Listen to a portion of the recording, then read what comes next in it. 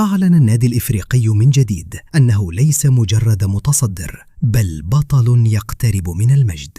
أمام أكثر من 30,000 قلب نابض بالأحمر والأبيض، تحول الملعب إلى بحر من الشغف، إلى صوت واحد، إلى حلم واحد، واللاعبون كانوا أوفياء لذلك الصوت.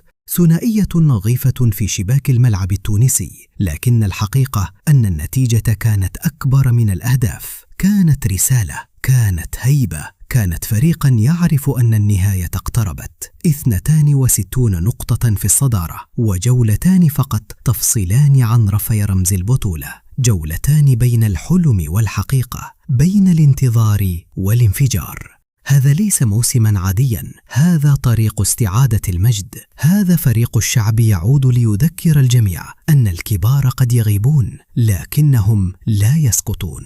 وفي المدرجات كانت العيون تلمع، القلوب تخفق، والأصوات تهتف.